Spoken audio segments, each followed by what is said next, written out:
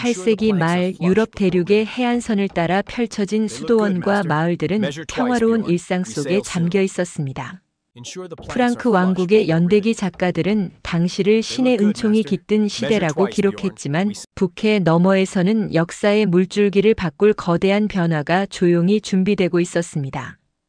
스칸디나비아 반도의 피요르드 깊숙한 곳에서 노르웨이와 덴마크, 스웨덴의 뱃사람들은 인류 역사상 가장 혁명적인 해양 기술 중 하나를 완성하고 있었습니다.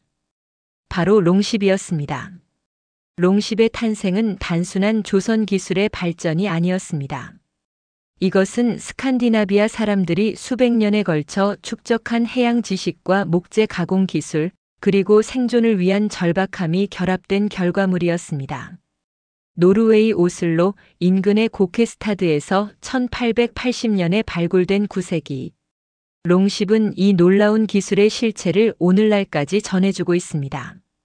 길이 23.3m, 폭 5.25m의 이 배는 참나무로 제작되었으며 무게는 놀랍게도 9톤에 불과했습니다. 현대 고고학자들이 이 배의 복제품을 만들어 실험한 결과 순풍 시 최고 속도 12노트 시속 약 22km를 기록했습니다. 이는 당시 유럽의 어떤 선박도 따라올 수 없는 속도였습니다. 하지만 롱십의 진정한 혁명성은 속도가 아니라 흘수에 있었습니다.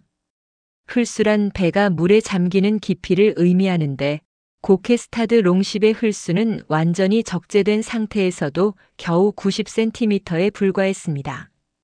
영국 케임브리지 대학의 해양 고고학자 올레 크룸린 페더슨 교수는 1997년 발표한 논문에서 이렇게 기록했습니다. 바이킹 롱십의 얕은 흘수는 단순한 설계상의 특징이 아니라 전략적 우위를 확보하기 위한 의도적인 선택이었다. 이들은 해안선뿐만 아니라 강을 통해 유럽 내륙 깊숙이 침투할 수 있었고 이는 방어자들에게는 악몽과도 같았다. 실제로 프랑크 왕국의 수도원 연대기인 생베르탱 연대기는 845년의 기록에서 이렇게 전하고 있습니다. 이교도들의 배는 센 강을 거슬러 올라왔다. 우리의 배들은 그들을 쫓을 수 없었다. 강이 얕아지는 곳에서도 그들의 배는 마치 물 위를 나는 듯 계속 전진했다. 신께서 우리를 버리신 것인가? 이 기록이 담고 있는 절망감은 단순한 문학적 과장이 아니었습니다. 당시 유럽의 하천 방어 체계는 강의 깊은 수심에 의존하고 있었습니다. 큰 배들은 얕은 여울목을 지날 수 없었고 따라서 내륙 깊숙한 곳의 마을과 수도원들은 상대적으로 안전하다고 여겨졌습니다. 그러나 롱십은 이 모든 상식을 뒤집어 놓았습니다. 롱십의 구조적 특징을 더욱 자세히 살펴보겠습니다. 이 배의 선체는 클링커 방식으로 제작되었는데 이는 나무 판자들을 서로 겹쳐서 못으로 고정하는 방식입니다. 이 방식은 지중해 지역에서 사용되던 카벨 방식과는 근본적으로 달랐습니다. 카벨 방식은 판자들을 맞대어 붙여 매끄러운 선체를 만들었지만 클링커 방식은 겹쳐진 판자들이 유연성을 제공했습니다. 덴마크 로스킬대의 바이킹 선박 박물관 관장을 역임한 안톤 잉글스타드 앤톤 ENGLSTAD는 1970년대 연구에서 이렇게 설명했습니다. 클링커 방식의 선체는 파도의 충격을 흡수할 수 있었다. 배 전체가 하나의 유기체처럼 움직이며 거친 북해의 파도를 견딜 수 있었던 것이다. 롱십의 또 다른 혁신은 양방향 설계였습니다. 선수와 선미가 거의 동일한 형태로 제작되어 배를 돌리지 않고도 앞뒤로 이동할 수 있었습니다. 이는 좁은 강에서 특히 유용했습니다. 강을 거슬러 올라가 목표물을 약탈한 후 배를 돌릴 공간이 없어도 즉시 후진하여 도망칠 수 있었던 것입니다. 9세기 프랑크 왕국의 수도사 에르멘타리우스는 노아르무티의 수도원의 습격을 기록하면서 이렇게 썼습니다. 그들은 강에서 나타나 우리를 덮쳤고 우리가 무기를 집을 틈도 없이 보물을 약탈했다. 그리고 그들의 배는 마치 뱀처럼 재빠르게 후진하여 사라졌다. 추격은 불가능했다. 롱십의 추진 방식도 독특했습니다. 항해 시에는 사각형의 큰 돛을 사용했지만 바람이 없거나 강을 거슬러 올라갈 때는 노를 저었습니다. 고케스타드 롱십은 양쪽에 각각 16개씩 총 32개의 노 구멍을 가지고 있었습니다. 이는 32명의 노자비가 필요하다는 의미였지만 실제로는 더 많은 인원이 탑승했습니다. 전투원과 교대 노자비를 포함하면 한 척의 롱십에 70명에서 80명까지 탑승할 수 있었습니다. 스웨덴 웁살라 대학의 고고학자 비올은 암브로시아니는 1992년 연구에서 바이킹들은 장거리 항해 시 노자비들을 3조로 나누어 8시간씩 교대로 일했을 것이라고 추정했습니다. 이러한 기술적 우위를 바탕으로 바이킹들은 독특한 전술을 발전시켰습니다. 바로 히트 앤드 런 전술이었습니다. 이 전술의 핵심은 속도와 기습, 그리고 신속한 철수였습니다. 바이킹 함대는 일반적으로 새벽 직전에 목표 지점에 도착했습니다. 어둠이 채 가시지 않은 시간, 사람들이 가장 깊은 잠에 빠져 있는 순간이었습니다. 롱십은 조용히 해안이나 강변에 접근했고 얕은 흘수 덕분에 해변에 직접 배를 끌어올릴 수 있었습니다. 배에서 내린 전사들은 신속하게 마을이나 수도원을 포위했습니다. 앵글로색슨 연대기는 835년 켄트 지방의 습격을 이렇게 기록했습니다. 이교도들이 새벽에 셰피 섬에 상륙했다. 주민들이 경고를 받고 무기를 들 무렵 그들은 이미 교회의 문을 부수고 있었다. 태양이 완전히 떠오를 무렵 그들은 이미 배에 올라타 있었고 우리의 기병대가 도착했을 때는 그들의 돛이 수평선 너머로 사라지고 있었다. 이 기록은 바이킹 기습 전술의 전형적인 양상을 보여줍니다. 공격부터 철수까지 걸린 시간은 불과 3시간이었습니다. 이러한 전술이 가능했던 또 다른 이유는 바이킹들의 뛰어난 항해술이었습니다. 그들은 나침반이 없는 시대의 태양과 별, 물결의 패턴, 새들의 이동 경로를 이용하여 정확하게 항해했습니다. 덴마크 국립박물관에 소장된 태양석이라 불리는 방해석 결정은 흐린 날에도 태양의 위치를 파악할 수 있게 해주었다는 연구 결과가 있습니다. 2011년 프랑스 렌느 대학의 가이 로팟 교수는 피에라스 오웬이 저널에 발표한 논문에서 방해석의 편광 특성이 구름 낀 날에도 태양의 방향을 10도 이내의 오차로 측정할 수 있게 했다고 밝혔습니다. 바이킹들의 지리적 지식도 놀라웠습니다. 그들은 유럽 해안선의 모든 강 하구와 항구 그리고 내륙 수로의 지도를 머릿속에 그리고 있었습니다. 아일랜드의 수도사 연대기인 얼스터 연대기는 837년의 기록에서 노르웨이인들이 리피 강과 보인 강을 정확히 알고 있었으면 마치 그곳에서 태어난 사람처럼 항해했다고 전합니다.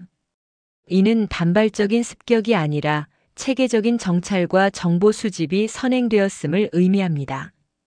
바이킹의 습격이 가져온 심리적 효과는 실제 물리적 피해보다 더 컸을지도 모릅니다. 예측할 수 없는 공격의 공포는 해안 지역 주민들의 일상을 완전히 마비시켰습니다. 프랑크 왕국의 사제 알쿠이는 793년 린디스판 습격 직후 친구에게 보낸 편지에서 이렇게 썼습니다. 우리 조상 대대로 영국에 살아온 이래 이교도들의 출현만큼 우리를 두렵게 한 일은 없었습니다. 그들이 바다에서 올 수 있으리라고는 상상도 못했습니다. 이 편지는 단순히 한 번의 습격에 대한 반응이 아니라 유럽인들의 세계관이 근본적으로 흔들리고 있음을 보여줍니다. 방어자들의 무력감은 더욱 깊어졌습니다. 중세 초기 유럽의 군사체계는 봉건제에 기반하고 있었습니다. 영주는 영지의 농민들을 소집하여 군대를 구성했지만 이는 시간이 걸리는 과정이었습니다. 소식을 듣고 영주가 결정을 내리고 농민들이 무기를 챙겨 집결하는데 며칠이 걸렸습니다. 그러나 바이킹의 습격은 불과 몇 시간 만에 시작되고 끝났습니다. 군대가 도착할 무렵이면 바이킹들은 이미 수평선 너머로 사라진 뒤였습니다. 더욱이 바이킹들은 단순히 재물만을 약탈한 것이 아니었습니다. 그들은 사람들, 특히 젊은 남녀들을 노예로 잡아갔습니다. 이는 스칸디나비아 경제의 중요한 부분이었습니다. 아일랜드 더블린에서 발굴된 10세기 노예 시장의 흔적은 바이킹 경제에서 노예 무역이 차지한 비중을 보여줍니다. 영국 요크 대학의 역사학자 데이비드 펠츠먼은 1995년 저서 중세 영국의 노예들에서 바이킹 시대에 수만 명의 유럽인들이 노예로 끌려갔을 것으로 추정했습니다. 롱십이라는 기술적 혁신과 히트앤드런이라는 전술적 천재성의 결합은 8세기 말부터 11세기 초까지 약 300년간 유럽 역사를 새로 써내려갔습니다. 바이킹들은 단순한 해적이나 약탈자가 아니었습니다. 그들은 뛰어난 기술자이자 대담한 탐험가이며 영리한 전략가였습니다. 그들의 롱십은 단지 나무와 못으로 만들어진 배가 아니라 한 시대를 규정한 혁명이었습니다. 이제 우리는 이 공포의 배를 타고 바이킹 시대의 첫 번째 대규모 습격 현장으로 향할 준비가 되었습니다. 793년 6월 8일 영국 북동부 해안의 작은 섬 린디스판에서 일어난 사건은 유럽 전역에 충격파를 던지며 새로운 시대의 시작을 알렸습니다. 793년 6월 8일 북해의 차가운 바람이 잉글랜드 노선부리아 해안을 스쳐 지나가던 그날 아침은 평범하게 시작되었습니다. 린디스판 섬의 수도원에서는 아침 기도가 막 끝나고 수도사들은 각자의 일과를 시작하려 하고 있었습니다. 어떤 이는 필사실로 향했고 어떤 이는 채소밭으로 나갔으며 나이든 수도사들은 도서관에서 신학 토론을 준비하고 있었습니다. 이 섬은 634년 성 에이단이 수도원을 세운 이래 150여 년간 북부 잉글랜드 기독교 문화의 중심지였습니다. 유명한 린디스판 복음서가 제작된 곳이자 수많은 성직자들이 교육받고 순례자들이 찾아오는 신성한 땅이었습니다. 그러나 그날 아침 수평선 너머에서 무언가가 다가오고 있었습니다. 처음에는 작은 점들로 보였던 것이 점차 배의 형태를 드러냈습니다. 용의 머리를 형상화한 뱃머리가 파도를 가르며 섬을 향해 곧장 다가왔습니다. 수도사들은 처음에는 무역선이려니 생각했을 것입니다. 린디스판은 고립된 섬이었지만 가끔 대륙이나 스코틀랜드에서 물자를 실어 나르는 배들이 들르곤 했습니다. 하지만 배가 가까워질수록 무언가 이상하다는 것을 느꼈을 것입니다. 배는 너무 빨랐고 너무 많았습니다. 앵글로색슨 연대기는 이 사건을 이렇게 간결하지만 충격적으로 기록했습니다.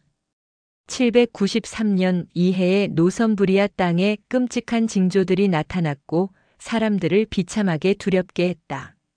번개와 회오리 바람 그리고 불타는 용이 하늘에서 목격되었다. 이 징조들 직후 6월 8일 이교도들의 약탈이 신의 교회 린디스판을 비참하게 파괴했고 약탈과 학살을 자행했다. 이 기록에서 주목할 점은 바이킹의 출현을 초자연적 징조들과 연결시켰다는 것입니다. 중세 유럽인들에게 이 습격은 단순한 군사적 사건이 아니라 세상의 질서가 무너지는 종말론적 사건으로 인식되었습니다. 바이킹 전사들이 해변에 상륙했을 때의 광경을 상상해 보십시오. 롱십들이 얕은 모래사장에 직접 올라타고 50명에서 80명의 무장한 전사들이 일제히 뛰어내렸습니다. 그들은 둥근 방패와 도끼, 창을 들고 있었고 일부는 검을 차고 있었습니다. 머리에는 철제나 가죽 투구를 쓰고 있었고 몸에는 가죽 갑옷이나 사슬 갑옷을 입은 자들도 있었습니다. 그들의 외침소리가 섬을 가득 채웠습니다. 노르웨이 베르겐 대학의 중세사 학자 페테르 사위어는 1982년 저서 왕들과 바이킹들에서 린디스판 습격은 아마도 3척에서 5척의 롱십, 약 150명에서 250명 규모의 비교적 소규모 작전이었을 것이라고 추정했습니다. 수도원은 방어시설이 전혀 없었습니다. 담장도 낮았고 무장한 경비병도 없었습니다. 수도사들은 평화로운 기도와 학문의 생활을 영위하는 사람들이었고 전투 훈련을 받은 적이 없었습니다. 일부 젊은 수도사들은 저항을 시도했을지 모르지만 그것은 무의미했습니다. 바이킹 전사 한 명은 전투를 위해 평생을 훈련한 전문 전사였습니다.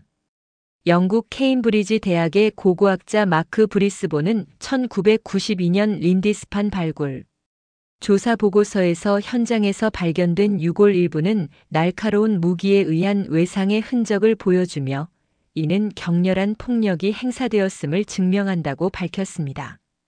바이킹들의 목표는 명확했습니다. 수도원의 보물이었습니다. 중세 수도원들은 당시 유럽에서 가장 부유한 기관 중 하나였습니다.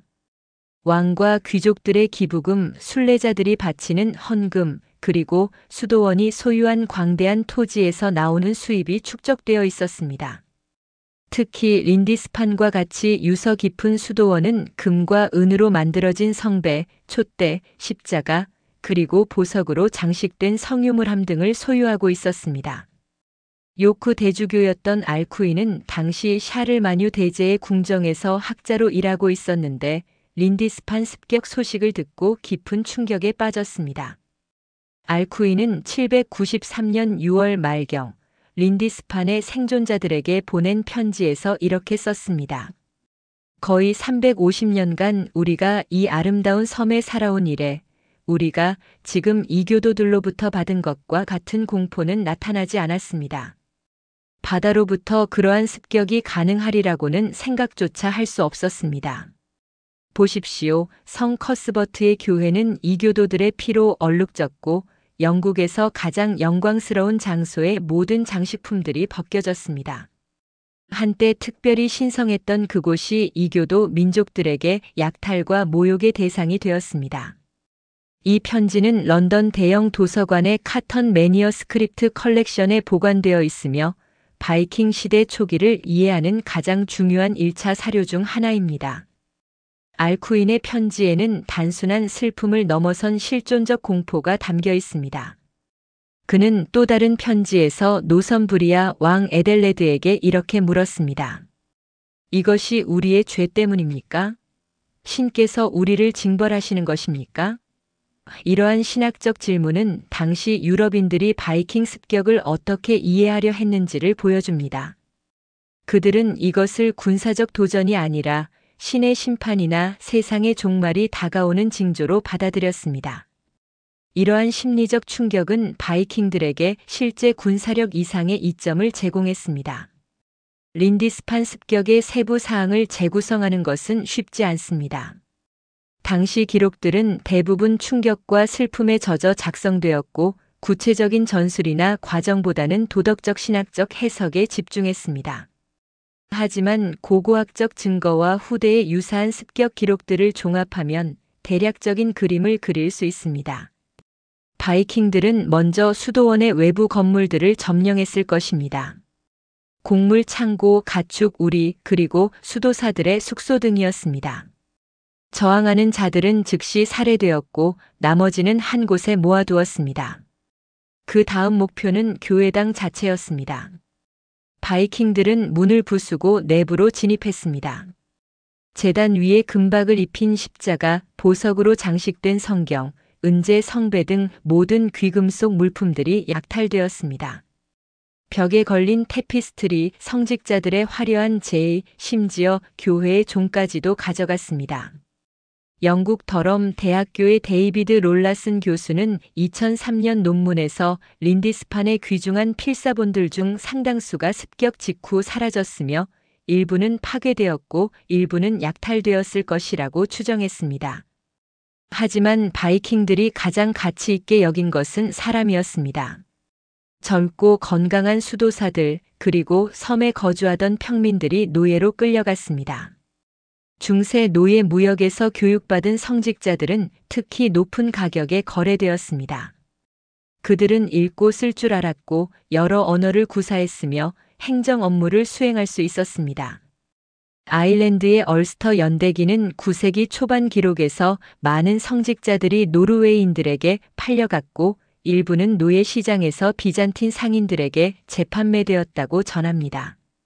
린디스판 습격이 진행되는 동안 본토의 노선부리아 왕국은 무력했습니다.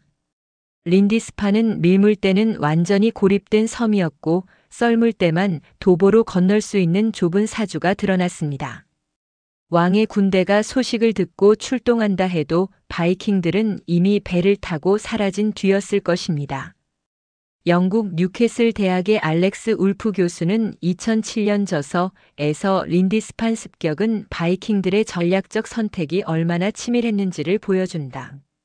그들은 부유하고 방어가 취약하며 고립되어 있고 상징적 가치가 높은 목표를 정확히 선택했다고 평가했습니다. 습격이 끝난 후 린디스판의 광경은 처참했습니다. 교회는 파괴되었고 제단은 피로 얼룩져 있었으며 살해된 수도사들의 시신이 곳곳에 널려 있었습니다. 생존자들은 트라우마에 시달렸고 일부는 정신적 충격에서 회복하지 못했다고 전해집니다. 하지만 린디스판 공동체는 완전히 소멸하지 않았습니다. 살아남은 수도사들은 수도원을 재건하기 시작했고 본토로부터 지원이 도착했습니다. 그러나 이전과 같은 안정감은 결코 돌아오지 않았습니다. 린디스판 습격의 여파는 잉글랜드를 넘어 유럽 전역으로 퍼져나갔습니다. 알쿠이는 이 소식을 샤를마뉴 대제의 궁정에 전했고 프랑크 왕국의 수도원들은 공포에 떨었습니다. 만약 영국에서 가장 신성한 수도원 중 하나가 이교도들에게 유린당할 수 있다면 어디도 안전하지 않다는 것이 명백했습니다. 실제로 린디스판 습격 이후 바이킹의 공격은 급속도로 증가했습니다. 794년에는 스코틀랜드의 자로 수도원과 이오나 수도원이 습격당했습니다. 795년에는 아일랜드 해안의 여러 수도원들이 공격받았습니다. 이러한 일련의 습격들은 무작위적이지 않았습니다. 바이킹들은 체계적으로 정보를 수집하고 목표를 선정하며 공격을 실행했습니다. 그들은 무역상들로부터 정보를 얻었고 일부는 사전에 정찰 임무를 수행했을 가능성이 높습니다. 옥스퍼드 대학의 크리스 위크렘 교수는 2009년 저서에서 바이킹 습격의 성공은 우연이 아니라 철저한 준비와 정보 수집의 결과였다고 강조했습니다. 린디스판 습격이 바이킹 시대의 공식적인 시작으로 간주되는 이유는 그 규모나 파괴의 정도 때문이 아닙니다. 사실 이후에 더 큰 규모의 습격들이 수없이 많았습니다. 린디스판이 특별한 이유는 그것이 상징적 전환점이었기 때문입니다. 이 사건 이전에도 스칸디나비아 해적들의 산발적인 활동은 있었습니다. 789년 도르셋의 포틀랜드에서 노르웨이인들이 지방 관리를 살해한 사건이 기록되어 있습니다. 하지만 린디스판은 달랐습니다. 그것은 체계적이고 대담하며 충격적이었습니다. 린디스판 습격은 또한 바이킹들에게 새로운 약탈 모델을 제시했습니다. 수도원은 이상적인 목표물이었습니다. 그들은 부유했고 방어가 취약했으며 대부분 해안이나 강변 근처에 위치해 있었습니다. 더욱이 수도원을 공격하는 것은 기독교 세계에 엄청난 심리적 충격을 주었습니다. 프랑스 소르본 대학의 중세사학자 피에르 보댕은 1999년 논문에서 바이킹들이 수도원을 목표로 삼은 것은 우연이 아니라 전략이었다. 그들은 심리전의 가치를 이해하고 있었다고 분석했습니다. 하지만 린디스판 습격 이후의 바이킹 활동은 단순한 약탈에서 점차 진화했습니다.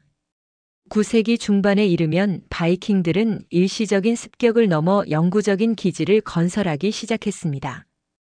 그들은 강하구나 섬에 요새화된 캠프를 세우고 그곳을 거점으로 더 깊이, 더 오래 작전을 수행했습니다.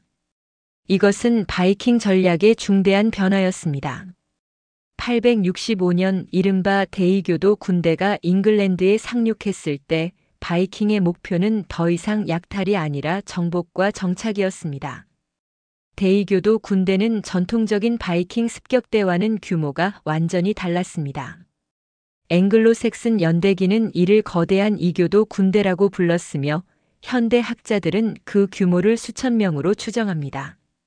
이들은 라그나르 로드브로크의 아들들이 이끌었다고 전해지지만 역사적 정확성에는 논란이 있습니다. 중요한 것은 이들이 단일한 지휘 체계 아래 움직이는 조직화된 군대였다는 점입니다. 그들은 865년 이스트 앵글리아에 상륙한 후 체계적으로 잉글랜드 왕국들을 정복해 나갔습니다. 866년 데이교도 군대는 노섬부리아의 수도 요크를 점령했습니다. 867년에는 노섬부리아 왕국을 완전히 정복했습니다. 869년에는 이스트 앵글리아 왕 에드먼드를 사로잡아 처형했습니다. 에드먼드의 죽음은 특히 잔혹했다고 전해집니다. 전설에 따르면 그는 기독교 신앙을 포기하라는 요구를 거부했고 나무에 묶여 화살 세례를 받은 후 참수되었다고 합니다. 그는 후에 성인으로 시성되었고 영국의 수호 성인 중 한 명이 되었습니다. 린디스판에서 시작된 바이킹의 물결은 이제 잉글랜드 전체를 집어삼킬 듯 했습니다. 9세기 말에 이르면 잉글랜드의 대부분 지역이 바이킹의 지배 아래 들어갔습니다. 이 지역은 후에 데일로라고 불렸는데 말 그로 덴마크인의 법이 적용되는 땅이라는 뜻이었습니다. 오직 남서부의 웨섹스 왕국만이 알프레드 대왕의 영도 아래 저항을 계속했습니다. 793년 6월 8일 린디스판의 해변에 상륙한 그 바이킹 전사들은 자신들이 300년간 지속될 시대의 문을 열고 있다는 것을 알았을까요? 그들에게 그것은 아마도 또 하나의 성공적인 약탈에 불과했을 것입니다. 하지만 그 작은 습격은 유럽 역사의 흐름을 바꾸어 놓았습니다. 린디스판은 시작이었고 이후 바이킹들은 잉글랜드를 넘어 프랑크 왕국, 이베리아 반도 심지어 지중해까지 진출하게 됩니다. 그리고 그 정점에서 우리는 유럽 역사상 가장 극적인 공성전 중 하나를 목격하게 될 것입니다. 센 강은 파리의 심장부를 가로지르며 프랑크 왕국의 생명선 역할을 해왔습니다. 이 강을 따라 물자가 오가고 문명이 번성했으며 수백 년간 평화가 유지되어 왔습니다. 하지만 885년 11월 말, 이 아름다운 강은 공포의 통로로 변모했습니다. 수평선 끝에서부터 시작된 검은 점들이 점차 그 모습을 드러냈을 때 파리 시민들은 자신들의 눈을 의심했을 것입니다. 하나, 둘, 열, 백. 바이킹의 롱십들이 끝없이 이어져 강을 메웠습니다. 프랑크 왕국의 수도사이자 역사가였던 아보는 파리 포위전이라는 라틴어 서사시에서 이 광경을 생생하게 기록했습니다. 아보의 기록에 따르면 바이킹 함대는 700척의 배와 약 4만 명의 전사로 구성되어 있었습니다. 현대 역사학자들은 이 숫자가 다소 과장되었을 가능성을 제기하지만 그럼에도 불구하고 이것이 전례 없는 규모의 군사 작전이었다는 점에는 이견이 없습니다. 옥스퍼드 대학의 사이먼 쿰랜드 교수는 1991년 논문에서 실제 규모를 400척의 배와 약 2만 명의 전사로 추정했지만 이조차도 당시 기준으로는 압도적인 군사력이었습니다. 파리의 방어 병력은 고작 200명 정도의 기사와 민병대였으니 수적으로는 비교가 무의미한 수준이었습니다. 이 거대한 바이킹 함대를 이끈 인물은 시그프리드라는 이름의 덴마크 야를 귀족 지휘관이었습니다. 그는 단순한 약탈자가 아니었습니다. 시그프리드는 수십 년간 프랑크 영토에서 작전을 수행하며 경험을 쌓은 노련한 전략가였습니다. 그의 부관들 중에는 싱리크라는 이름의 지휘관도 있었는데 그는 과거 프랑크 왕국의 용병으로 복무한 경력이 있어 프랑크의 방어 체계를 잘 알고 있었습니다. 파리 대학교의 중세사학자 장 르노는 2000년 저서에서 885년의 바이킹 원정은 즉흥적인 약탈이 아니란 치밀하게 계획된 전략적 캠페인이었다고 평가했습니다. 바이킹 함대가 파리에 도착한 것은 885년 11월 25일이었습니다. 그들은 먼저 외교적 접근을 시도했습니다. 시그프리드는 사절을 보내 파리의 방어 지휘관 오도 백작에게 제안했습니다. 우리에게 통행을 허락하라. 우리는 파리를 공격할 의도가 없다. 단지 센 강을 거슬러 올라가 부르고뉴 지방을 약탈하고자 할 뿐이다. 통행세만 받으면 파리는 건드리지 않겠다. 이것은 바이킹들이 자주 사용하던 전술이었습니다. 한 지역에 압력을 가하여 금전을 뜯어내거나 아니면 그 지역을 통과하여 더 깊은 내륙으로 진입하는 것이었습니다. 하지만 오도 백작의 대답은 단호했습니다. 결코 허락할 수 없다. 파리는 프랑크 왕국의 심장이며 나는 왕으로부터 이 도시를 지키라는 명을 받았다. 너희가 부르고뉴로 가고 싶다면 우리의 시체를 밟고 가라. 아보의 기록에 따르면 오도는 45세의 중년 귀족으로 용맹하고 신앙심 깊은 인물이었습니다. 그의 곁에는 파리 주교 가욜렌이 있었는데 그는 영적 지도자일 뿐만 아니라 뛰어난 조직가이기도 했습니다. 가욜렌 주교는 방어 준비를 감독하고 시민들의 사기를 북돋우며 필요한 자원을 동원하는 역할을 했습니다. 파리의 방어 체계는 시태 섬을 중심으로 구축되어 있었습니다. 이 섬은 센 강 한가운데 위치하여 천연 요새 역할을 했습니다. 섬의 양쪽 끝에는 각각 그랑 샤틀레와 푸티 샤틀레라는 두 개의 요새화된 다리가 있었습니다. 이 다리들은 단순한 교량이 아니라 탑과 성벽으로 무장한 방어 구조물이었습니다. 특히 북쪽의 그랑 샤틀레는 높이 20m가 넘는 석조탑으로 센강을 완전히 차단할 수 있는 위치에 있었습니다. 영국 런던 대학의 군사사학자 존 프랜스는 2008년 저서에서 9세기 파리의 방어 구조는 당시로서는 매우 정교했으면 카롤링거 왕조의 군사공학 수준을 잘 보여준다고 평가했습니다. 11월 26일 협상이 결렬되자 시그프리드는 즉시 공격을 명령했습니다. 첫 번째 공격 목표는 북쪽의 그랑 샤틀레였습니다. 바이킹 전사들은 롱십에서 내려 육지로 진격했습니다. 그들은 사다리를 들고 성벽에 접근했고 투석기로 성벽을 공격했습니다. 아보의 기록은 이날의 전투를 극적으로 묘사합니다. 이교도들이 물밀듯이 몰려왔다.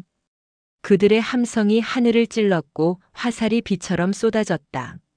하지만 오도 백작은 성벽 위에 서서 병사들을 격려했고 가욜렌 주교는 십자가를 들고 기도를 올렸다. 그랑 샤틀레의 방어자들은 필사적으로 저항했습니다. 그들은 성벽에서 돌과 끓는 기름을 부었고 화살과 창을 쏘아댔습니다. 중세 공성전에서 방어자는 높이라는 엄청난 이점을 가지고 있었습니다. 공격자는 사다리를 타고 올라가는 동안 무방비 상태가 되었고 방어자는 상대적으로 안전한 위치에서 공격할 수 있었습니다. 첫날의 공격은 실패로 끝났습니다. 바이킹은 수백 명의 사상자를 내고 물러났습니다. 하지만 시그프리드는 포기하지 않았습니다. 그는 장기 포위전을 준비하기 시작했습니다. 바이킹들은 파리 주변에 대규모 캠프를 건설했습니다. 그들은 약탈한 목재로 임시 건물을 짓고 주변 지역을 약탈하여 식량을 확보했습니다. 파리는 완전히 고립되었습니다. 육로와 수로가 모두 차단되어 외부로부터 어떤 지원도 받을 수 없었습니다. 당시 프랑크 왕국의 황제는 샤를 3세 뚱보왕 샤를이라고도 불리면는데 그는 이탈리아에 체류 중이었습니다. 파리의 급박한 상황에도 불구하고 그는 즉각적인 구원군을 보내지 못했습니다. 프랑크 왕국은 이미 내부적으로 분열되어 있었고 각 지방 귀족들은 자신의 영지를 지키기에 급급했습니다. 겨울이 다가오면서 포위전은 더욱 혹독해졌습니다. 885년 12월과 886년 1월은 특히 추운 겨울이었다고 기록되어 있습니다. 센강의 일부가 얼어붙었고 파리 시민들은 식량 부족에 시달리기 시작했습니다. 하지만 바이킹도 마찬가지였습니다. 그들의 캠프는 겨울 추위에 적합하지 않았고 질병이 퍼지기 시작했습니다. 12월 중순 바이킹은 두 번째 대규모 공격을 시작했습니다. 이번에는 새로운 전술을 시도했습니다. 그들은 밤을 이용해 센강의 화공선을 띄웠습니다. 기름과 나무로 가득 채운 배에 불을 지르고 조류를 따라 그랑 샤틀레의 나무 구조물을 향해 띄워보낸 것입니다. 아보는 이 광경을 이렇게 묘사했습니다. 어둠 속에서 불타는 배가 다가왔다. 마치 지옥의 불길이 강을 타고 올라오는 것 같았다. 시민들은 공포에 떨었지만 오도 백작과 그의 부하들은 긴장대를 이용해 불타는 배를 밀어냈다. 일부 배는 다리에 충돌했지만 석조 구조물은 견뎌냈다. 화공선 공격은 실패했지만 바이킹의 창의성과 집요함을 보여주는 사례였습니다. 독일 민스터 대학의 요하네스 프리드 교수는 1991년 논문에서 바이킹들은 단순한 전사가 아니라 다양한 공성 기술을 동원할 수 있는 능력을 갖춘 전술가들이었다고 평가했습니다. 886년 1월 말 비극이 파리를 강타했습니다. 가욜렌 주교가 병으로 사망한 것입니다. 장기간의 포위전과 극심한 스트레스가 그의 건강을 악화시켰습니다. 그의 죽음은 파리 시민들의 사기에 큰 타격을 주었습니다. 가욜렌은 단순히 종교 지도자가 아니라 방어 전략의 핵심 인물이었기 때문입니다. 하지만 오도 백작은 더욱 결연하게 방어를 이어갔습니다.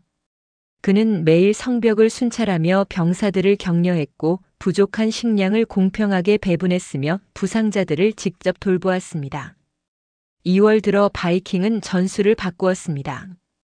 직접 공격 대신 완전한 봉쇄를 강화했습니다. 그들은 파리 주변의 모든 마을을 불태우고 농경지를 파괴하여 구원군이 도착하더라도 보급할 수 없도록 만들었습니다. 이른바 초토화 전술이었습니다. 이 전술은 매우 효과적이었습니다. 파리 안에서는 기아가 시작되었습니다. 곡물 창고가 바닥을 드러냈고 사람들은 쥐와 개, 심지어 가죽까지 먹어야 했습니다. 아보의 기록에는 이 시기의 참상이 생생하게 담겨 있습니다. 어린아이들이 배고픔에 울부짖었고 노인들이 거리에서 죽어갔다. 하지만 아무도 항복을 말하지 않았다. 이교도들에게 넘어가느니 차라리 명예롭게 죽는 것이 낫다고 모두 생각했다. 3월 중순 오도 백작은 대담한 결정을 내렸습니다.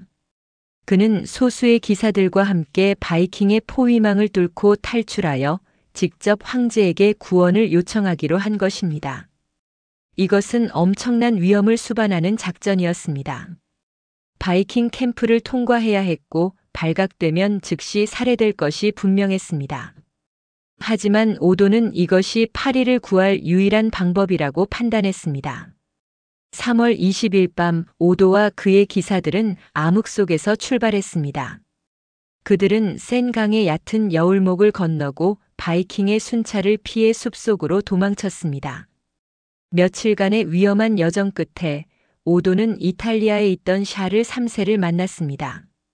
오도는 황제 앞에 무릎을 꿇고 애원했습니다. 폐하, 파리가 무너지려 하고 있습니다. 백성들이 굶주림과 질병으로 죽어가고 있습니다. 제발 구원군을 보내주십시오. 하지만 샤를 3세의 반응은 실망스러웠습니다. 그는 즉각적인 군사작전을 약속하지 않았습니다. 대신 외교적 해결을 모색하겠다고 말했습니다. 프랑스 국립도서관에 소장된 생베르탱 연대기는 샤를 3세를 우유부단하고 결단력이 없는 군주라고 신랄하게 비판했습니다. 오도가 파리를 떠난 사이 도시의 방어는 오도의 동생 로베르가 맡았습니다. 로베르는 형만큼 경험이 많지 않았지만 용기는 결코 부족하지 않았습니다. 4월 초 바이킹은 다시 한번 대규모 공격을 감행했습니다. 이번에는 남쪽의 푸티 샤틀레가 목표였습니다. 수천 명의 바이킹 전사들이 일제히 돌격했고 사다리를 타고 성벽을 기어올랐습니다. 전투는 하루 종일 계속되었습니다. 아보는 하늘이 화살로 어두워졌고 피가 강처럼 흘렀다고 기록했습니다. 결정적 순간에 로베르는 마지막 예비 병력을 투입했습니다. 그는 직접 선두에 서서 반격을 지휘했습니다. 프랑크 기사들은 성벽에서 뛰어내려 백병전을 벌였고 바이킹을 성벽에서 밀어냈습니다. 이날의 전투에서 로베르는 중상을 입었지만 푸티 샤틀레는 지켜졌습니다. 이 전투는 파리 방어전의 전환점이었습니다. 바이킹은 다시 한번 막대한 손실을 입었고 사기가 떨어지기 시작했습니다. 5월이 되자 상황이 조금씩 변하기 시작했습니다. 봄이 오면서 날씨가 따뜻해졌고 바이킹 캠프에서는 질병이 더욱 악화되었습니다. 장기간의 포위전으로 인해 바이킹 내부에서도 불만이 커졌습니다. 일부 지휘관들은 포위를 풀고 다른 목표물을 찾자고 주장했습니다. 시그프리드는 이러한 불만을 잠재우기 위해 한 번 더 대규모 공격을 시도하기로 결정했습니다. 5월 말 바이킹은 총력전을 펼쳤습니다. 그들은 그랑 샤틀레와 푸티 샤틀레를 동시에 공격했고 심지어 배를 이용해 시테 섬을 직접 공격하려고 시도했습니다. 하지만 6개월간의 포위전을 견딘 파리 시민들은 더 이상 두려워하지 않았습니다. 그들은 이미 죽음을 각오했고 마지막까지 싸울 준비가 되어 있었습니다. 여성들까지도 성벽으로 올라가 돌을 운반하고 부상자를 치료했습니다. 아보는 파리는 더 이상 하나의 도시가 아니었다. 그것은 살아있는 요새였고 모든 시민이 전사였다고 기록했습니다. 5월의 공격도 실패로 끝났습니다. 6월 마침내 변화가 찾아왔습니다. 오도 백작이 구원군을 이끌고 돌아온 것입니다. 비록 황제가 직접 오지는 않았지만 여러 지방 귀족들이 자발적으로 군대를 모아 파리로 향했습니다. 구원군의 규모는 약 2,000명 정도로 바이킹 군대에 비하면 여전히 적었습니다. 하지만 심리적 효과는 컸습니다. 오도는 바이킹 포위망을 뚫고 파리에 진입하여 식량과 무기를 보급했습니다. 파리 시민들의 환호성이 하늘을 찔렀습니다. 포위전은 계속되었지만 이제 전세는 변하고 있었습니다. 7월과 8월을 거치면서 더 많은 프랑크 군대가 파리 주변에 집결했습니다. 바이킹은 이제 포위자가 아니라 오히려 포위당할 위험에 처했습니다. 10월 마침내 샤를 3세가 직접 군대를 이끌고 도착했습니다. 하지만 그의 행동은 예상 밖이었습니다. 그는 바이킹과 전투를 벌이는 대신 협상을 제안한 것입니다. 886년 11월 파리 교회에서 역사적인 회담이 열렸습니다.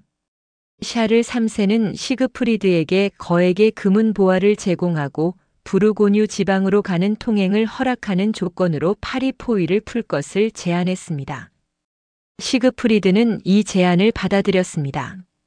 1년간의 포위전으로 그의 군대는 지쳐 있었고 더 이상 파리를 함락시킬 가망이 없다는 것이 명백했기 때문입니다. 협상이 타결되자 바이킹 함대는 센 강을 따라 상류로 이동했고 파리는 마침내 자유를 되찾았습니다. 파리 포위전의 결과는 복잡했습니다. 군사적으로는 파리가 승리했습니다. 도시는 함락되지 않았고 시민들은 끝까지 저항했습니다. 하지만 정치적으로는 샤를 3세의 굴욕이었습니다. 그는 바이킹에게 금전을 지불하고 통행을 허락함으로써 황제로서의 권위를 스스로 훼손했습니다. 오도 백작과 파리 시민들은 황제의 결정에 분노했습니다. 그들이 1년간 피를 흘리며 지킨 것을 황제가 돈으로 헐값에 넘긴 것이나 다름없었습니다. 이 사건은 프랑크 왕국의 몰락을 가속화시켰습니다. 887년 샤를 3세는 반란으로 폐위되었고 오도 백작이 새로운 프랑크 왕으로 선출되었습니다. 파리를 지킨 영웅이 왕좌에 오른 것입니다. 프랑스 파리 소르본 대학의 장피에르 폴리 교수는 1991년 저서에서 파리 포위전은 카롤링거 왕조의 종말과 봉건 시대의 시작을 상징하는 사건이었다고 평가했습니다. 바이킹에게 파리 포위전은 전략적 패배였습니다. 그들은 비록 금전적 보상을 받았지만 1년간의 시간과 수천 명의 전사를 잃었습니다. 더 중요한 것은 그들이 무적이 아니라는 것이 증명되었다는 점입니다. 제대로 방어된 도시는 바이킹도 함락시킬 수 없었습니다. 이 교훈은 유럽 전역으로 퍼져나갔고 각지에서 요새화 작업이 시작되었습니다. 파리 포위전은 바이킹 시대의 정점이자 동시에 그들의 한계를 드러낸 사건이었습니다. 이제 유럽은 바이킹의 공포에 단순히 떨기만 하지 않았습니다. 그들은 방어 방법을 배웠고 저항할 의지를 키웠습니다. 하지만 바이킹의 무기고에는 아직 한 가지 더 무서운 무기가 남아 있었습니다. 그것은 강철이나 화살이 아니라 인간의 마음속 깊은 곳에 공포를 심는 심리전이었습니다. 전쟁의 역사에서 무기와 전술만큼이나 중요한 것이 있습니다. 바로 적의 마음속에 심는 공포입니다. 고대 로마 군단의 정연한 대형 몽골 기병대의 무자비한 약탈, 그리고 바이킹의 광전사. 이들은 단순히 전투원이 아니라 전장에서 살아있는 공포 그 자체였습니다. 9세기 잉글랜드의 한 수도사는 연대기에 이렇게 기록했습니다. 그들은 인간이 아니었다. 야수의 가죽을 두른 악마들이었다. 고통을 느끼지 않고 죽음을 두려워하지 않으며 광기에 사로잡혀 우리를 향해 돌진했다. 이 기록은 단순한 과장이 아니었습니다. 광전사는 바이킹 전술의 가장 독특하고 충격적인 요소였으며 그들의 존재 자체가 하나의 무기였습니다. 광전사라는 단어는 고대 노르웨이어에서 유래했습니다. 이 단어의 어원에 대해서는 두 가지 해석이 있습니다. 첫 번째는 곰가죽을 입은 자라는 의미입니다. 두 번째는 갑옷 없이 싸우는 자라는 해석입니다. 아이슬란드 대학교의 고노르웨이어 학자 제시 바이옥 교수는 2001년 저서에서 첫 번째 해석이 더 타당하다고 주장했습니다. 실제로 많은 사가북 유럽 서사시에서 광전사들은 곰이나 늑대 가죽을 입은 것으로 묘사됩니다.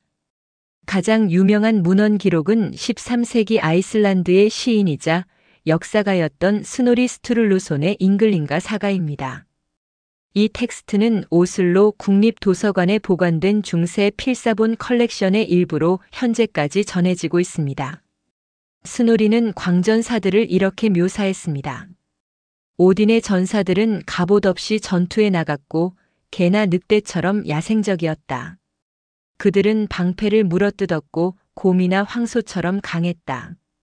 그들은 사람들을 도살했지만 불도 강철도 그들을 해칠 수 없었다. 이것을 베르세르크강, 즉 광전사의 광란이라 부른다. 스노리의 기록은 13세기에 작성되었지만 훨씬 더 이른 시기의 전통을 반영하고 있습니다. 9세기 노르웨이 시인 토르비온 혼클로피의 시 하랄드 스크바디에도 광전사에 대한 언급이 나옵니다. 이 시는 872년 하프르스피오르 해전을 노래한 것으로 당대의 기록에 가깝습니다. 시는 하랄드 미발 왕의 군대에 속한 광전사들을 묘사합니다. 늑대 가죽을 입은 자들이 있었다. 그들은 피 묻은 방패를 들고 붉게 물든 창으로 무장했다. 왕의 명령에 따라 그들은 적을 시험했다. 옥스퍼드 대학의 중세 문학학자 주디스 절 교수는 1991년 논문에서 이러한 시적 전통이 실제 역사적 현상을 반영한다고 주장했습니다. 그렇다면 광전사는 실제로 어떤 존재였을까요? 고고학적 증거는 제한적이지만 몇 가지 중요한 발견이 있습니다. 스웨덴 벤델 지역에서 발굴된 7세기 무덤에서는 곰과 늑대를 형상화한 투구 장식이 발견되었습니다. 이 투구들은 단순한 장식이 아니라 착용자가 동물의 힘을 상징적으로 얻기 위한 의식적 목적이 있었다고 추정됩니다. 스톡홀름 국립역사박물관의 닐 프라이스 박사는 2002년 저서에서 바이킹 전사 문화에서 동물 상징주의는 단순한 미신이 아니라 전투 정체성의 핵심이었다고 설명했습니다. 광전사의 광란 상태, 즉 베르세르크강에 대한 논란은 오늘날까지 계속되고 있습니다. 역사가들과 과학자들은 크게 세 가지 가설을 제시합니다. 첫 번째는 종교적 황홀경 가설입니다. 광전사들은 오딘 신앙의 일부로 전투 전에 특별한 의식을 통해 트랜스 상태에 들어갔다는 것입니다. 그들은 춤을 추고 노래를 부르며 자신이 오딘의 선택받은 전사라고 믿었습니다. 이러한 종교적 확신이 공포를 억제하고 고통에 대한 민감도를 낮추며 극도의 공격성을 유발했다는 주장입니다. 두 번째는 약물 복용 가설입니다. 가장 유명한 후보는 광대버섯입니다. 이 버섯은 환각 효과와 함께 흥분, 감각 왜곡, 고통 둔화를 유발하는 것으로 알려져 있습니다. 1784년 스웨덴의 식물학자 사무엘 웨드만이 처음으로 광전사와 광대버섯의 연관성을 제기했습니다. 그는 시베리아 샤먼들이 이 버섯을 사용하는 것을 관찰하고 광전사도 유사한 방법을 사용했을 것이라고 추정했습니다. 하지만 이 가설에는 문제가 있습니다. 광대버섯은 예측 불가능한 효과를 나타내며 때로는 극심한 구토와 운동 조절 장애를 일으킵니다. 전투에 참가하기 전에 이런 상태가 되는 것은 오히려 불리했을 것입니다. 최근에는 호손이라는 식물이 더 유력한 후보로 제시되고 있습니다. 호손은 스코폴라민과 히오시아민을 함유하고 있으며 이는 환각, 흥분, 공격성 증가를 유발합니다. 2004년 덴마크 코펜하겐 대학의 양리학자 카르스텐 포크 교수는 논문에서 호손이 광전사의 상태를 설명하는데 광대버섯보다 더 적합하다고 주장했습니다. 호손은 중세 유럽 전역에서 자생했고 그 효과는 더 예측 가능하며 맥주에 타서 마실 수 있었습니다. 세 번째는 심리학적 설명입니다. 현대 심리학에서는 광전사의 상태를 전투 스트레스 반응의 극단적 형태로 볼 수 있습니다. 극도의 아드레날린 분비는 고통 감각을 둔화시키고 근력을 일시적으로 증가시키며 공격성을 극대화합니다. 이것은 싸우거나 도망치거나 반응의 극한 버전입니다. 미국 예일 대학의 군사 심리학자 조나단 쉐이 박사는 1994년 저서에서 베트남전 참전 군인들의 전투 광란 상태를 분석했습니다. 그는 극한 상황에서 일부 전사들이 거의 초인적인 능력을 발휘하며 고통과 공포를 느끼지 못하는 상태에 돌입한다고 보고했습니다. 아마도 진실은 이 세 가지 요소의 조합일 것입니다. 광전사는 어릴 때부터 선발되어 특별한 훈련을 받았습니다. 그들은 오딘 숭배 의식을 통해 심리적으로 준비되었고 아마도 특정 약물을 사용했으며 전투의 극한 상황에서 자연적인 생리학적 반응이 극대화되었을 것입니다. 캠브리지 대학의 인류학자 하이디 샤르만 박사는 2015년 논문에서 광전사 현상은 단일 원인으로 설명할 수 없으며 문화적, 종교적, 양리학적, 심리학적 요소들의 복합체라고 결론지었습니다. 광전사의 전술적 역할은 무엇이었을까요? 그들은 전투의 최전선에 배치되어 적진으로 가장 먼저 돌진하는 충격부대였습니다. 바이킹 군대의 전형적인 전투 대형은 스발트펠트 또는 방패벽이라 불렸습니다. 전사들이 방패를 겹쳐들고 밀집 대형을 이루는 것입니다. 이 대형은 방어적이고 안정적이었지만 돌파력은 약했습니다. 광전사의 임무는 이 방패벽의 약한 지점을 찾아 돌파하는 것이었습니다. 앵글로색슨시 말돈 전투는 991년 에섹스에서 벌어진 바이킹과 앵글로색슨 군대의 전투를 묘사합니다. 이 시에는 바이킹 전사들의 광포한 돌격이 생생하게 그려져 있습니다. 그들은 늑대처럼 울부짖으며 왔다. 방패를 물어뜯고 창을 부러뜨리며 마치 미쳤거나 마법에 걸린 것처럼 보였다.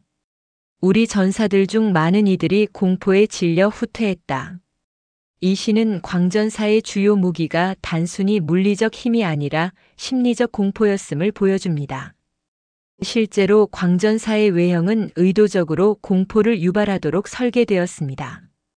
곰이나 늑대의 머리를 투구처럼 쓰고 가죽을 온몸에 두르며 얼굴에는 검은 물감을 칠했습니다. 일부는 전투 전에 방패를 물어뜯어 이빨 자국을 남기기도 했습니다. 이러한 모든 행위는 적에게 이들은 정상적인 인간이 아니다. 야수다. 죽음을 두려워하지 않는다는 메시지를 전달했습니다. 노르웨이 베르겐 대학의 군사사학자 킴 호드 교수는 2011년 저서에서 광전사의 가장 큰 가치는 실제 전투력보다 심리전 효과에 있었다고 평가했습니다. 역사 기록에는 광전사의 엄청난 위력을 보여주는 일화들이 많습니다. 에길의 사가는 9세기 아이슬란드의 전사이자 시인인 에길 스칼라그림손의 이야기를 담고 있습니다. 사가에 따르면 에길의 아버지 스칼라그림은 저녁이 되면 종종 이상한 상태에 빠졌습니다. 그가 어두워질 무렵이면 사람들은 그를 피했다. 왜냐하면 그는 성미가 고약해지고 매우 힘이 세졌기 때문이다. 사람들은 그가 변신술을 부린다고 수군거렸다. 이 기록은 광전사 현상이 통제 불가능한 측면도 있었음을 시사합니다. 실제로 일부 사가들은 광전사가 전투가 끝난 후에도 광난 상태에서 벗어나지 못해 아군까지 공격하는 경우가 있었다고 전합니다. 이 때문에 광전사를 진정시키기 위한 특별한 절차가 필요했습니다. 물에 담그거나 묶어두거나 격리시키는 등의 방법이 사용되었다고 합니다. 이러한 기록들은 광전사가 단순히 용감한 전사가 아니라 특별하고 위험한 존재로 인식되었음을 보여줍니다. 광전사는 바이킹 사회에서도 특별한 지위를 가졌습니다. 그들은 종종 왕이나 유력한 야르의 친위대로 복무했습니다. 노르웨이 왕 하랄드 미발 왕은 12명의 광전사로 구성된 친위대를 두었다고 전해집니다. 이들은 전투에서 왕의 생명을 지키는 역할뿐만 아니라 왕의 권위를 상징하는 존재이기도 했습니다. 왕이 전투에 나가면 광전사들이 그의 앞에서 포효한다는 기록이 여러 사가에 나타납니다. 하지만 광전사는 바이킹 시대가 끝나가면서 점차 사라졌습니다. 11세기 이후 스칸디나비아가 기독교화되면서 광전사와 같은 이교적 전통은 억압되었습니다. 노르웨이의 성왕 올라프 2세는 기독교를 강제하면서 오딘 숭배와 관련된 모든 의식을 금지했습니다. 아이슬란드의 법전 그라가스는 12세기에 베르세르크강 상태에 들어가는 것 자체를 불법으로 규정했습니다. 누구든지 베르세르크강에 빠지면 그는 3년간 추방된다는 조항이 있습니다. 광전사의 쇠퇴는 또한 전쟁 방식의 변화와도 관련이 있습니다.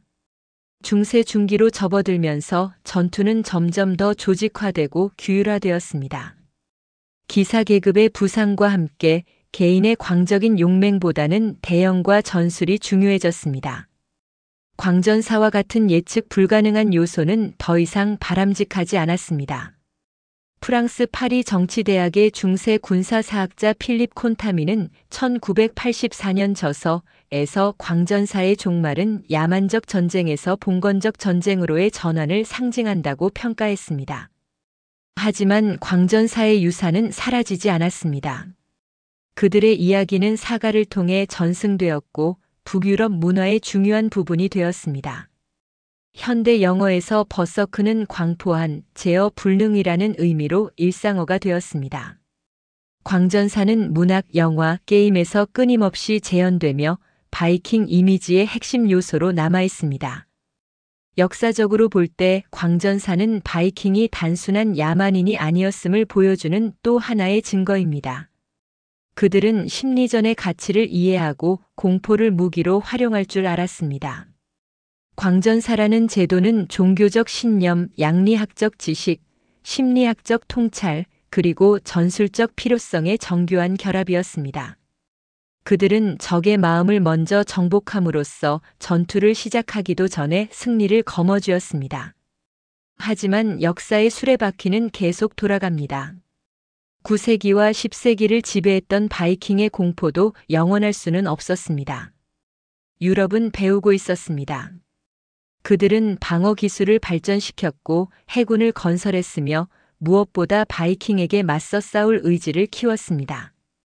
광전사의 포효도 롱십의 속도도 더 이상 절대적인 우위를 보장하지 못했습니다. 이제 유럽의 방어자들이 반격에 나설 차례였습니다. 역사는 공격자에게만 속하지 않습니다. 침략과 정복의 시대가 아무리 강렬해 보여도 결국에는 방어자들이 일어서는 순간이 찾아옵니다. 9세기 후반 유럽은 100년 가까이 바이킹의 공포에 시달렸습니다. 하지만 871년 잉글랜드 남서부의 한 습지에서 역사의 물줄기를 바꿀 전환점이 시작되었습니다. 22세의 젊은 웨섹스 왕 알프레드가 에딩턴 전투에서 데이교도 군대를 격퇴한 것입니다. 이 승리는 단순한 한 번의 전투 승리가 아니었습니다. 그것은 체계적인 방어 전략, 혁신적인 군사 개혁, 그리고 무엇보다 굴하지 않는 의지의 결과였습니다. 알프레드가 왕위에 오른 871년 웨섹스는 절체절명의 위기에 처해 있었습니다. 잉글랜드의 다른 왕국들, 노선부리아, 이스트 앵글리아, 머시아는 이미 바이킹의 지배 아래 있었습니다. 웨섹스만이 유일하게 독립을 유지하고 있었지만 그것도 위태로운 상황이었습니다. 대의교도 군대는 878년 초 알프레드가 가장 예상하지 못한 시기에 공격했습니다. 1월 6일 성탄절 축제 기간이 막 끝날 무렵이었습니다. 바이킹 지도자 구스룸은 야간 기습으로 왕실에 거처가 있던 치페넴을 점령했습니다. 앵글로색슨 연대기는 이 순간을 극적으로 기록했습니다. 878년 겨울 크리스마스 직후 적군이 은밀히 치페넴으로 들어와 웨섹스 땅을 점령하고 정착했다. 많은 사람들을 바다 너머로 몰아냈고 나머지 대부분을 복종시켰다. 알프레드 왕만은 소수의 사람들과 함께 어렵게 숲과 습지로 도망쳤다. 옥스퍼드 대학의 앵글로색슨 역사학자 리처드 에이블스 에이벌즈 교수는 1998년 저서에서 878년 초는 알프레드와 웨섹스 왕국에게 가장 암울한 순간이었다. 왕국은 사실상 붕괴 직전이었다고 평가했습니다. 알프레드는 서머셋의 에설리 습지로 피신했습니다. 이곳은 강과 늪으로 둘러싸인 고립된 섬이었습니다. 전설에 따르면 알프레드는 이 시기에 어느 농가에 숨어 있다가 빵 굽는 것을 제대로 돌보지 않아 농부의 아내에게 꾸지람을 들었다고 합니다. 이 일화는 왕이 얼마나 비참한 상황에 처했는지를 상징적으로 보여줍니다. 하지만 알프레드는 절망하지 않았습니다. 그는 에설리를 거점으로 삼아 게릴라전을 시작했습니다. 소규모 부대를 이끌고 바이킹 진영을 기습하고 보급선을 차단하며 웨섹스 각지에 흩어진 저항 세력과 연락을 취했습니다. 878년 5월 알프레드는 웨섹스 전역에 동원령을 내렸습니다. 놀랍게도 많은 전사들이 응답했습니다. 그들은 왕이 살아있다는 것, 그리고 여전히 싸우고 있다는 것에 희망을 얻었습니다. 5월 중순 알프레드는 재편된 군대를 이끌고 에설리에서 나왔습니다. 앵글로색슨 연대기는 이렇게 기록했습니다. 부활절 7주 후 왕은 이글리 스톤으로 갔다. 그곳에서 서머셋과 윌트셔, 햄프셔의 모든 사람들이 그를 맞이했다. 그들은 그를 보고 기뻐했다. 런던 대학의 사이먼 키인스 교수는 2014년 논문에서 알프레드가 짧은 시간에 군대를 재건할 수 있었던 것은 그의 정치적 정당성과 백성들의 신뢰 때문이었다고 분석했습니다. 5월 말 에딩턴에서 결전이 벌어졌습니다. 구스룸의 바이킹 군대와 알프레드의 웨섹스 군대가 정면으로 맞붙었습니다. 앵글로색슨 연대기는 간결하지만 강렬하게 이 전투를 묘사합니다. 왕은 이교도들과 싸웠다. 그리고 방패벽으로 그들을 격퇴하여 대승을 거두었다. 그는 그들을 추격하여 요새까지 몰아넣었고 그곳에 있는 모든 것, 남자들과 말들과 가축들을 죽이거나 빼앗았다. 그리고 그들 앞에서 진을 쳤다. 에딩턴 전투 후 알프레드는 구스룸의 요새를 2주간 포위했습니다. 식량과 물이 떨어지자 구스룸은 항복을 청했습니다. 하지만 알프레드의 대응은 놀라웠습니다. 그는 단순히 승리를 거두는 것에 만족하지 않았습니다. 그는 구스룸에게 조건을 제시했습니다. 기독교로 개종하고 웨섹스에서 철수하며 평화 조약에 서명할 것. 구스룸은 이를 받아들였습니다. 878년 여름 구스룸은 알프레드의 대부 자격으로 세례를 받았고 아텔스탄이라는 기독교식 이름을 받았습니다.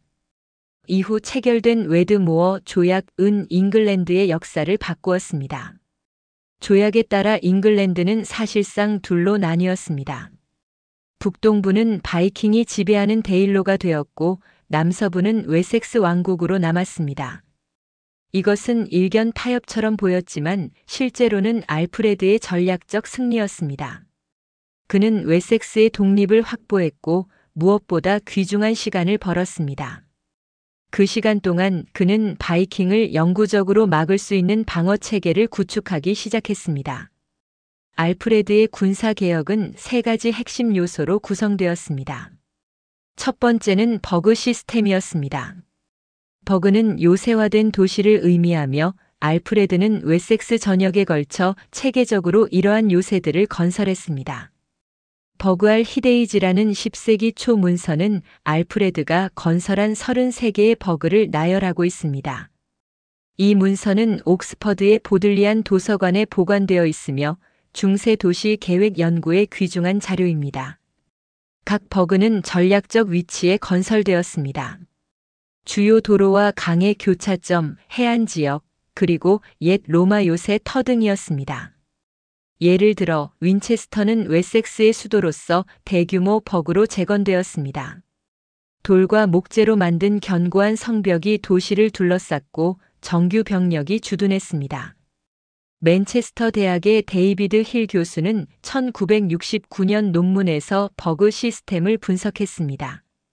그의 계산에 따르면 웨섹스의 어떤 지점도 버그에서 20마일 약 32km 이상 떨어져 있지 않았습니다. 이는 바이킹이 습격을 하더라도 주민들이 하루 안에 안전한 요새로 피신할 수 있다는 의미였습니다. 버그 시스템의 천재성은 단순히 방어만이 아니라 전략적 거점망을 형성했다는 점입니다. 바이킹이 한 버그를 공격하면 인근의 다른 버그들에서 구원군이 신속히 출동할 수 있었습니다. 이는 바이킹의 전통적인 히트앤런 전술을 무력화시켰습니다. 케임브리지 대학의 제임스 캠벨 교수는 1982년 저서에서 알프레드의 버그 시스템은 중세 초기의 가장 정교한 방어 네트워크였다고 평가했습니다. 두 번째 개혁은 군사제도의 재편이었습니다. 알프레드는 전통적인 피어드 민병대 시스템을 개혁했습니다. 그는 병력을 두 그룹으로 나누었습니다. 한 그룹은 집에서 농사를 짓고 다른 그룹은 군 복무를 했습니다. 일정 기간 후에는 두 그룹이 교대했습니다. 이 시스템은 천재적이었습니다. 왕국은 항상 전투 준비가 된 병력을 유지할 수 있었고 동시에 농업 생산도 유지할 수 있었습니다. 바이킹의 장기 포위에 대응하기 위한 완벽한 해결책이었습니다. 세 번째, 그리고 가장 혁명적인 개혁은 해군의 창설이었습니다. 앵글로색슨 연대기는 896년 기록에서 이렇게 전합니다. 왕은 롱십에 맞서기 위해 배를 건조하도록 명령했다. 그것들은 거의 2배 길었고 일부는 60명의 노자비를, 일부는 그 이상을 태울 수 있었다. 그것들은 덴마크 배보다 빠르고 안정적이며 더 높았다. 이 기록은 알프레드가 단순히 바이킹의 배를 모방한 것이 아니라 그것을 개량하려 했음을 보여줍니다. 그는 바이킹을 그들의 본거지인 바다에서 만나 싸우려 했던 것입니다. 알프레드의 해군은 초기에는 여러 차질을 겪었습니다. 896년의 해전 기록을 보면 새로 건조된 배들이 좌초하는 등의 문제가 있었습니다. 하지만 중요한 것은 시도 자체였습니다. 알프레드는 바이킹이 해상 우위를 독점하도록 방치하지 않았습니다. 노팅엄 대학의 라이언 라브레 박사는 2010년 저서에서 알프레드의 해군은 완벽하지 않았지만 바이킹에게 중요한 메시지를 보냈다. 이제 바다도 안전하지 않다는 것을이라고 평가했습니다. 알프레드의 후계자들은 그의 유산을 이어받아 더욱 발전시켰습니다. 알프레드의 아들 에드워드 장로왕과 딸 에델플레드 머시아의 여군주는 버그 시스템을 대인로로 확장했습니다. 그들은 단계적으로 바이킹 지배 지역을 수복해 나갔습니다. 910년 테테놀 전투에서 에드워드는 노선브리아의 바이킹 군대를 대파했습니다. 917년 에델플레드는 더비를 점령했습니다. 918년에는 레스터가 함락되었습니다. 에델플레드는 특히 주목할 만한 인물입니다. 여성이 군대를 지휘하는 것이 극히 드물었던 시대에 그녀는 직접 군대를 이끌고 전투를 치렀습니다. 그녀는 머시아 지역에 10개 이상의 새로운 버그를 건설했으며 머시아의 여군주라는 칭호를 받았습니다. 맨체스터 메트로폴리탄 대학의 마이클 우드 교수는 2008년 다큐멘터리에서 에델플레드는 중세 초기에 가장 뛰어난 여성 군사 지도자 중 한 명이었다고 평가했습니다. 에드워드의 아들 에델스타는 마침내 잉글랜드 전체를 통일했습니다. 927년 그는 요크를 점령하고 마지막 바이킹 왕을 추방했습니다. 그는 스스로를 전 브리튼의 왕이라 칭했습니다. 937년 브루난부르 전투에서 에델스타는 스코틀랜드, 바이킹, 웨일스의 연합군을 격퇴했습니다. 이 전투는 앵글로색슨시에서 장엄하게 노래되었습니다. 그만큼 많은 사람들이 칼날에 죽은 적이 없었다.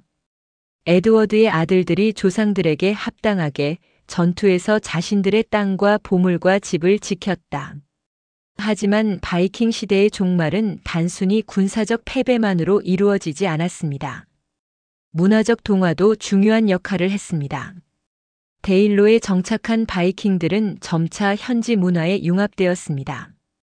그들은 기독교로 개종했고 앵글로색스너를 받아들였으며 물론 많은 노르웨이어 단어들이 영어에 흡수되었지만 토지를 경작하고 도시에서 무역을 했습니다.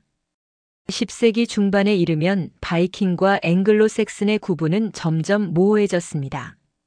고고학적 증거는 이러한 문화적 융합을 잘 보여줍니다. 요크 대학의 줄리안 리처드 교수가 이끈 발굴 조사는 10세기 요크에서 스칸디나비아 양식과 앵글로색슨 양식이 혼합된 유물들을 다수 발견했습니다. 장신구, 도자기, 무기 등에서 두 문화의 요소가 결합되어 나타났습니다. 2001년 발표된 논문에서 리처드는 10세기 요크는 스칸디나비아와 앵글로색슨의 용광로였다. 두 문화는 경쟁하기보다는 융합했다고 결론지었습니다. 바이킹의 후손들은 결국 유럽 사회의 일부가 되었습니다. 가장 극적인 예는 노르망디입니다.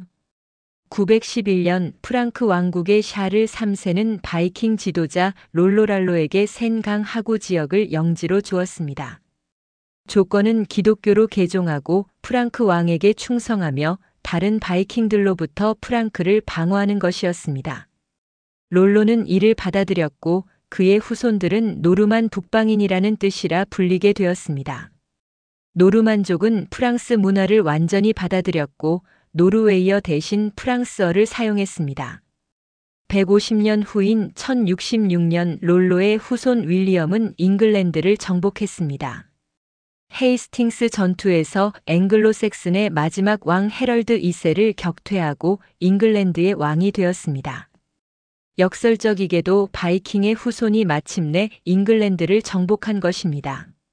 하지만 이때의 노르만족은 더 이상 약탈하는 바이킹이 아니었습니다. 그들은 봉건 제도, 기사도, 로마네스크 건축, 그리고 프랑스어를 가져온 문명화된 정복자들이었습니다. 11세기 초 잠시 바이킹의 역습이 있었습니다. 덴마크 왕 스벤 포크비어드와 그의 아들 크누트가 잉글랜드를 정복했습니다. 1016년 크누트는 잉글랜드의 왕이 되었습니다. 하지만 크누트의 통치는 옛 바이킹 약탈자들과는 완전히 달랐습니다. 그는 기독교 왕으로서 통치했고 앵글로색슨의 법과 전통을 존중했으며 교회를 후원했습니다. 그는 잉글랜드뿐만 아니라 덴마크와 노르웨이까지 지배하는 북해 제국을 건설했습니다. 케임브리지 대학의 메리 채투인 교수는 1993년 저서에서 크누트는 바이킹 시대의 마지막이자 가장 성공한 군주였지만 동시에 그는 더 이상 전통적인 바이킹이 아니었다고 평가했습니다. 크누트의 죽음 후 1035년 그의 제국은 분열되었습니다. 1042년 앵글로색슨 왕통이 고백왕 에드워드와 함께 복원되었습니다. 그리고 1066년 노르만 정복으로 바이킹 시대는 완전히 막을 내렸습니다. 793년 린디스판에서 시작된 273년간의 시대가 끝난 것입니다. 바이킹 시대는 무엇을 남겼을까요? 파괴와 공포만은 아니었습니다. 바이킹은 유럽 전역에 무역로를 열었고 문화 교류를 촉진했으며 도시를 건설했습니다. 더블린, 요크, 노브고로드 같은 도시들은 바이킹의 유산입니다. 영어에는 수천 개의 노르웨이어 차용어가 남아 있습니다. 스카이 하늘, 나이프 칼, 테이크 가져가다, 데이그들 같은 기본 단어들이 모두 바이킹에서 왔습니다. 군사적으로 바이킹은 유럽의 방어 기술을 발전시켰습니다. 알프레드의 버그 시스템은 후대 성곽 건축의 기초가 되었습니다. 해군의 중요성에 대한 인식도 높아졌습니다. 정치적으로는 강력한 중앙 집권 왕국의 필요성이 명확해졌습니다. 바이킹의 위협에 맞서기 위해 분열된 소왕국들은 통합되어야 했고, 이는 근대 국가의 형성으로 이어졌습니다. 바이킹 시대의 종말은 야만에서 문명으로의 전환이 아니었습니다. 바이킹은 결코 단순한 야만인이 아니었으니까요. 그것은 오히려 한 문화가 다른 문화에 흡수되는 과정이었습니다. 침략자들은 정착자가 되었고 정착자들은 원주민이 되었습니다. 공포의 대상이었던 노르드인들은 유럽의 일부가 되었습니다. 오늘날 우리가 바이킹을 기억하는 방식은 복잡합니다. 그들은 약탈자이자 탐험가였고 전사이자 상인이었으며 파괴자이자 건설자였습니다. 그들의 롱십은 공포의 상징인 동시에 기술의 경이었고 그들의 광전사는 야만성의 표현인 동시에 문화적 정체성이었으면 그들의 포위전은 잔인함의 증거인 동시에 전략적 역량의 발현이었습니다. 린디스판의 해변에서 시작된 바이킹의 이야기는 에딩턴의 전장에서 파리의 성벽에서 그리고 마침내 노르망디의 교회에서 끝났습니다. 그들은 유럽을 정복하지 못했지만 유럽을 변화시켰습니다. 그리고 그 과정에서 그들 자신도 변화했습니다. 이것이 바로 역사의 아이러니입니다. 가장 거칠고 두려운 침략자들도 결국에는 그들이 정복하려 했던 문명에 흡수되어 그 일부가 되는 것입니다. 바이킹 시대는 끝났지만 그들의 유산은 오늘날까지 살아 숨쉬고 있습니다. 우리의 언어 속에, 우리의 도시들 속에, 그리고 무엇보다 인간의 용기와 적응력, 그리고 생존 의지에 대한 영원한 이야기 속에 말입니다.